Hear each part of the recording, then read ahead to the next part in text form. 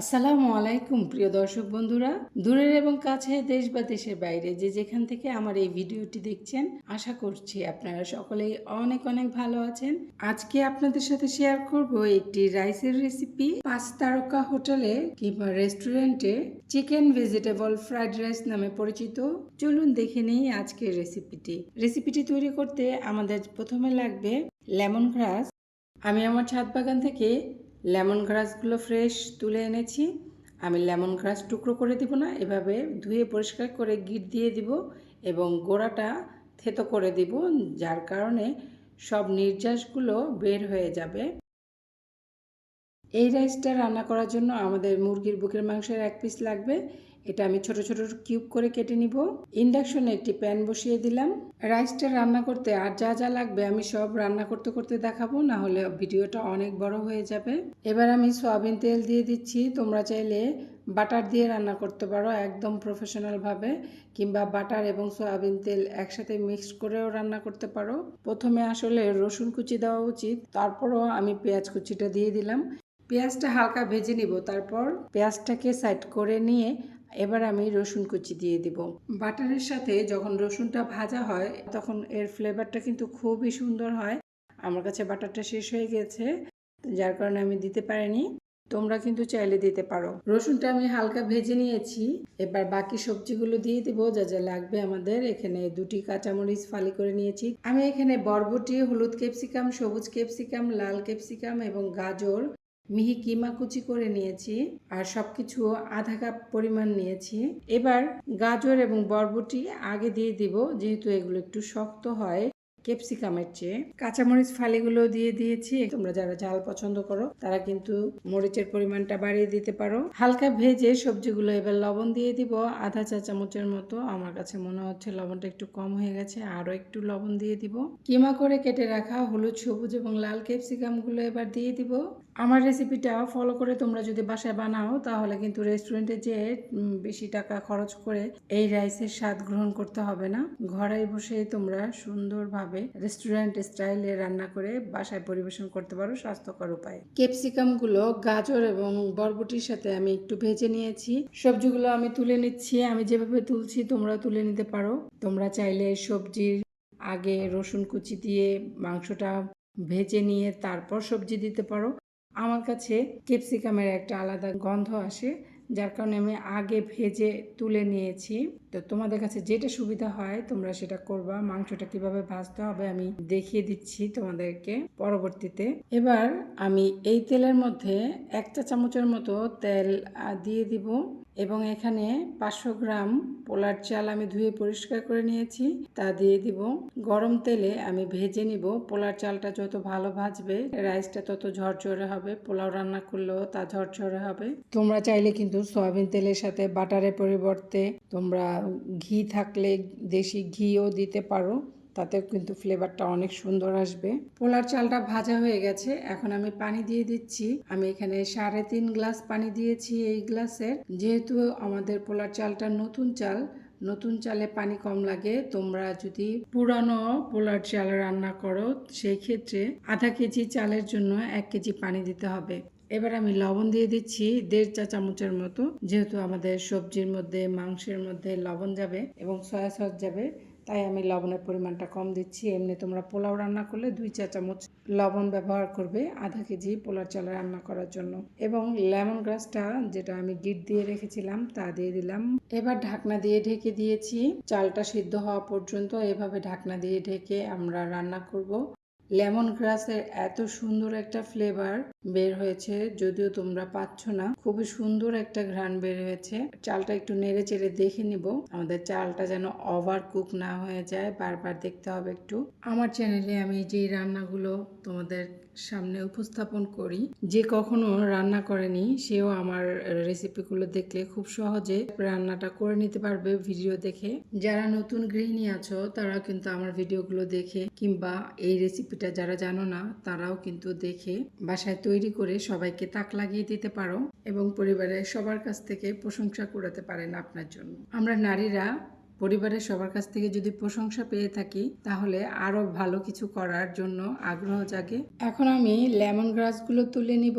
Lemon গ্রাসগুলো এভাবে গিট দিলে যে সুবিধাগুলো হয়, আপনার খাওয়ার সময় একটা একটা করে বাছতে হয় না।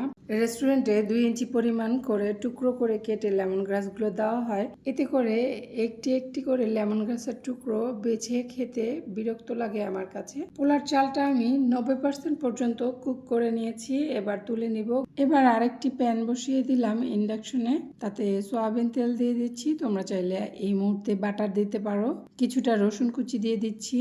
রসুনটা যদি আরো মিহি কুচি করতে চাও তাতেও হবে।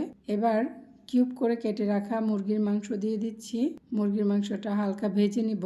লবণটা আমি পরে দিচ্ছি, কারণ হচ্ছে লবণটা আগে দিলে পাত্রের সাথে মাংসটা লেগে যেত, তাই লবণটা পরে দিলাম। লবণটা দেওয়ার পরেই দেখবে পাত্রের সাথে লেগে আসতেছে। তাই মুরগির মাংস লবণ দেওয়ার আগেই রসুনের সাথে কিছুক্ষণ ভেজে নিতে হবে। আমি যখন ক্লাস 9-এ পড়ি তখন থেকে আমার খুব শখ রান্না করা। তখন আমার কাছে সিদ্দিকা কবির আপুর একটা বই ছিল, সেই বই দেখে দেখে আমি রেসিপি ট্রাই করতাম। আর যখন মোবাইলটা অ্যাভেলেবেল হয়ে গেছে, ইন্টারনেট অ্যাভেলেবেল হয়ে গেছে, তখন আমি শুধু রান্নার ভিডিও দেখতাম। মুরগির মাংসটা ভাজা হয়ে গেছে, আমি এক সাইডে মুরগির মাংসটা রেখে দিচ্ছি। এখন আমি 2টি ডিম ভালোভাবে ধুয়ে পরিষ্কার করে নিয়েছি, ডিমগুলো ফাটিয়ে দিয়ে দিব।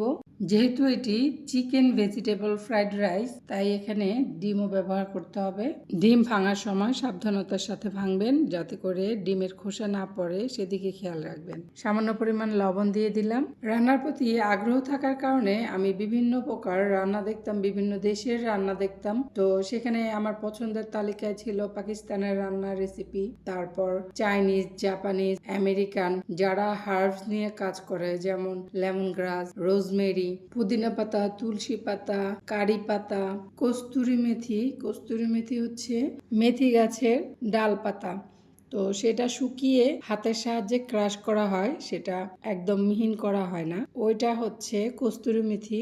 বিভিন্ন দেশের, যেমন ইন্ডিয়ার, বাংলাদেশের এবং অন্য রাষ্ট্রের শেফরা কিভাবে রান্না করতো, রান্নার সবজিগুলোর রং কিভাবে সুন্দর রাখা যায়, এই টেকনিকগুলো আমি শিখতাম। খাবারের পুষ্টিগুণ বজায় রেখে কিভাবে রান্না করতে হয়, কিভাবে রান্না করলে সবজির রংটা যাতে নষ্ট না হয়, কি ওভারকুক না হয়, সেদিকে খেয়াল রাখতে হয়। এসব ছোট ছোট টিপস আমি খুব ভালোভাবে রপ্ত করতাম। কথা বলতে বলতে ডিমটা ভাজা হয়ে গেছে। ভাজা শেষে আমি 1 চা চামচ ক্রাশ করে গোলমরিচের গুঁড়া দিয়ে দিয়েছি। আপনারা আগে থেকে ক্রাশ করা বা পাউডার ব্যবহার করবেন না, একদম ফ্রেশ ক্রাশ করে দিবেন, তাতে কিন্তু ফ্লেভারটা অনেক ভালো আসে। এই সময়টা খুব মনোযোগ দিয়ে দেখেন কোনটার পরে কোনটা দিচ্ছি। এখন আমি সয়া সস দিয়ে দিব 1 টেবিল চামচ পরিমাণ। এবার আমি টেস্টি সল্ট দিব। যারা টেস্টি সল্ট পছন্দ করেন না তারা কিন্তু টেস্টি সল্ট অ্যাভয়েড করতে পারেন। আমি 1 চা চামচ টেস্টি সল্ট দিয়েছি। যদি আপনারা রেস্টুরেন্টের স্বাদ আনতে চান তাহলে টেস্টি সল্ট ব্যবহার করবেন। টেস্টি সল্ট মানবদেহের জন্য উপকারী না। টেস্টি সল্ট খাবারের স্বাদ বাড়িয়ে থাকে, তাই এই খাবারের স্বাদ বাড়ানোর ক্ষেত্রে আপনারা প্রতিদিন এটা ব্যবহার করবেন না। ভেজে রাখা সবজিগুলো দিয়ে দিয়েছি। এবার দিয়ে দিব চিনি। আমি যেভাবে দিচ্ছি আপনারা কিন্তু ঠিক সেভাবেই ফলো করে সকল উপাদান পরিমাণ মতো দিবেন। এবার চিনি ব্যবহার করব, 1 চা চামচ চিনি দিয়ে দিচ্ছি। এই চিনিটা দেওয়ার কারণে কিন্তু সব মশলার একটা ব্যালেন্স হবে এবং রাইসটা ঝরঝরে হবে, সবজির কালারগুলো নষ্ট হবে না। এই রাইস রান্না করতে যে সকল টিপসের দরকার আমি কিন্তু সব তোমাদের বলে দিয়েছি।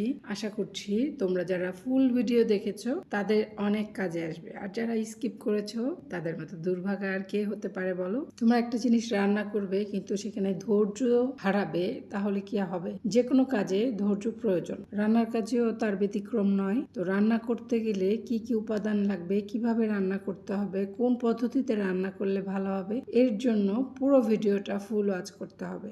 এবার যে পোলাওটা আমরা প্রথমে রান্না করেছিলাম সেই পোলাওটা সবজির সাথে, চিকেনের সাথে, ডিমের সাথে খুব ভালোভাবে মিশিয়ে নেব, যাতে সমস্ত পোলাওয়ের মধ্যে সব উপকরণগুলো সমানভাবে মিশে। এই সময় কিন্তু তাপমাত্রাটা একদম কম রাখতে হবে। আমি যেহেতু ইন্ডাকশনে রান্না করছি, 120-এ রেখেছি তাপমাত্রা। তো আপনারা গ্যাসের চুলা বা লাকড়ির চুলায় রান্না করলে একদম কম হিটে রান্না করবেন। রাইসটা আমার কত ঝরঝরে হয়েছে দেখো, একটু কিন্তু একটার সাথে একটা লেগে নাই।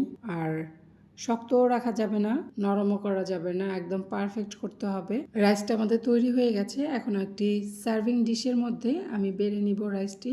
ভিডিওর প্রথম থেকে শেষ পর্যন্ত পুরোটা সময় জুড়ে আপনারা যারা আমার ভিডিওর সাথে ছিলেন তাদেরকে অসংখ্য ধন্যবাদ। আমার রেসিপিটি আপনাদের ভালো লেগে থাকলে অবশ্যই ভিডিওটিতে লাইক, কমেন্ট এবং শেয়ার করতে ভুলবেন না। আর এখনো যারা আমার চ্যানেলটি সাবস্ক্রাইব করেনি তারা অবশ্যই চ্যানেলটি সাবস্ক্রাইব করে দিবেন। পাশে থাকা বেল বাটনটি প্রেস করে রাখতে ভুলবেন না। এতে করে আমি যখনই ভিডিও আপলোড করব তখনই সঙ্গে সঙ্গে আপনি নোটিফিকেশন পেয়ে যাবেন। আমার চ্যানেলে প্রতি সপ্তাহে 2টি ভিডিও আপলোড করে থাকি, সোমবার এবং বৃহস্পতিবার সন্ধে 7:30 মিনিটে।